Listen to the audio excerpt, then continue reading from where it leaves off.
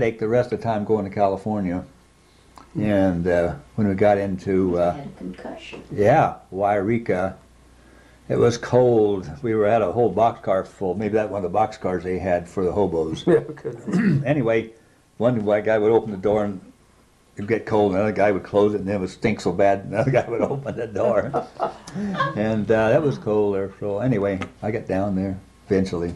Well, this was the Depression. Oh, yeah, Yeah, that that's was. right. That's right.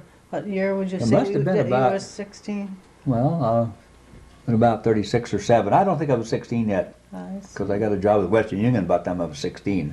But So it then must you have were been back about in Seattle 15. for that. Huh? But you were back in Oh, yeah. Seattle. Yeah, I came back up after Did you a month or hitchhike? two. Did you hitchhike? No, I took a bus.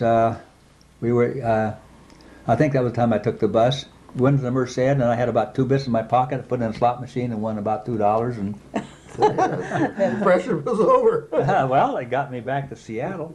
Well, that town that I was in California, Dad and I spent in jail was at Dunsmuir. Oh, Dunsmuir. Oh, yeah, that's south of Wairika, a little bit. Yeah. South of Shasta, then in Dunsmuir. You just presented yourself to the jail and told them you want a place to sleep? Well, there was other people along. I just Dad and I and. Well, you weren't very a old group of yourself, others. were you?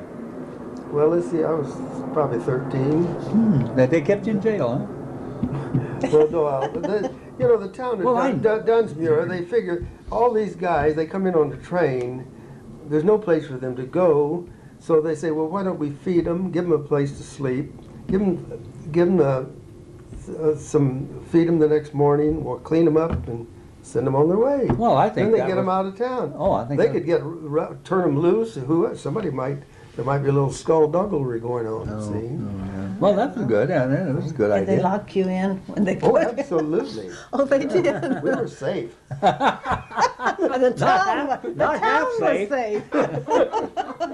Well, that's I never heard you tell that, I that never before. heard that either. Well, And I didn't know this about you. Oh, that's Uh-uh. all. Well, you don't remember I come visited you? Where was I? North Seattle there, in Ballard somewhere. When you were first married, I don't know, you hadn't been married to, when did you get married? When I was 23. Well, what year? Well, I was born in 1916. Well, no, I was born, married in 1940. Oh, well, it was before you were married then, because, We lived with Loyal and Ruth for a little while. I did, for just a very short but while. anyway, I'm sure I think it was your house. Was it I Loyal stopped. and Ruth? Or were they Well, there? I was thinking of you, but maybe. I can't remember how come I was over there with Loyal and Ruth for a short while. Do you remember that, Ruth? You don't remember? Yeah, Mother Okay. didn't think I should go because I think I was only 15. Oh, my. And it's kind of, we were going down there, but on top of the boxcar. And some of these boxcars just jiggle like that, you know. Yeah. And I happened to get on one of those.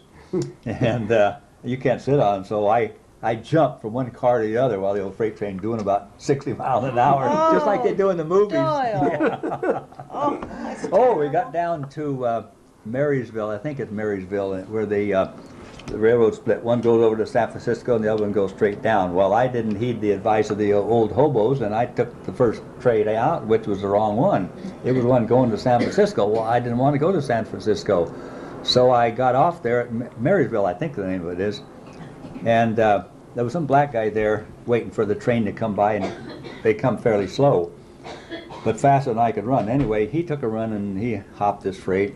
I thought, well, I'll give it a try. So I ran and I grabbed onto it, but wasn't going fast enough. And here I was dragging alongside the car, and finally I fell off. Of course, fortunately, I didn't fall under the train wheels, but two guys working at the rail yards, they come running over and say, are you all right? Oh, are you all right? They'd seen me fall, and that was just all right, you know, just hadn't fallen under the wheels.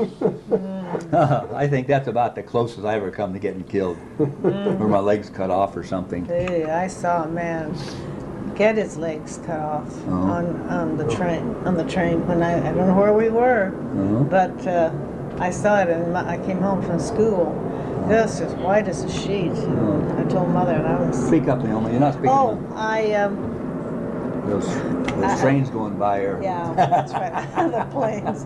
No, we lived on the other side of the railroad tracks, I guess. And coming home from school, I saw a man fall and get his legs cut off under the train, and it just Oh, I Well, was